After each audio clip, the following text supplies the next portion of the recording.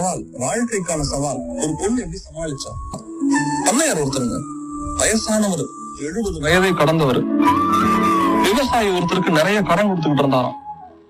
நல்ல எண்ணத்தெல்லாம் கிடையாது. உள்நோக்கம் என்னன்னா ரொம்ப கொடுமையானது.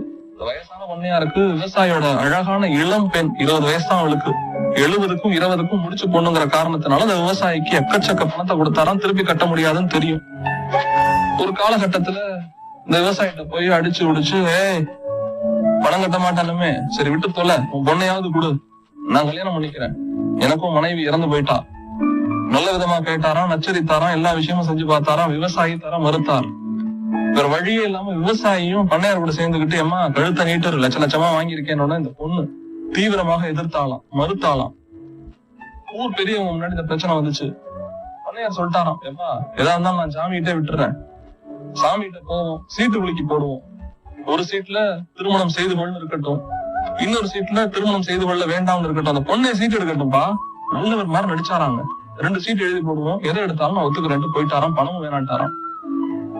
சரின்னு ஒவ்வொரு நேரத்திலயுமே இதை பத்தியே நினைச்சுக்கிட்டு இருந்தாலும் அந்த பொண்ணு என்ன செய்யலான்ட்டு. அப்போ ஒரு நியூஸ் வந்துச்சான். பண்ணையார் வீட்டுல வேலை செய்யற ஒரு பையன், அம்மா இது நீ ஒத்துக்காத, 2 சீட்லயுமே திருமணம் செய்து கொள்ளுன்னு தான் எழுத போறான், நீ எதை எடுத்தாலுமே கழுத்தை நீட்டிதான் ஆகணும்னு. இன்னும் பதற்றம் ஜாஸ்தி ஆயிடுச்சு அவளுக்கு. என்ன செய்யறது?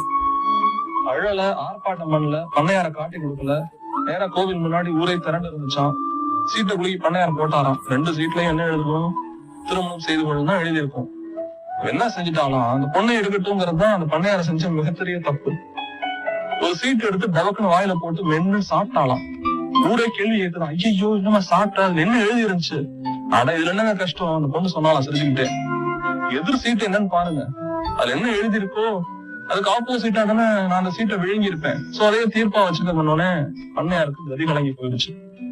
ஏன்னா கீழே கிடக்குற சீட்டு, வாயில முழுங்கின சீட்டு, 2மே ஒண்ணுதானே எழுதியிருப்பாரு, திருமணம் செய்து கொள்ளு.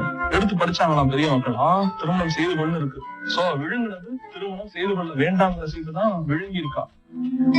இது ஒத்து வராதுப்பா, சாமியே சொல்லிருச்சு, பண்ணையாரே நீ கிளம்பு, உனக்கு பணமும் கிடையாது பொண்ணும் கிடையாதுன்னு அனுப்பிச்சு விட்டாங்க. இது எவ்வளவு பெரிய அழகான முடிவு.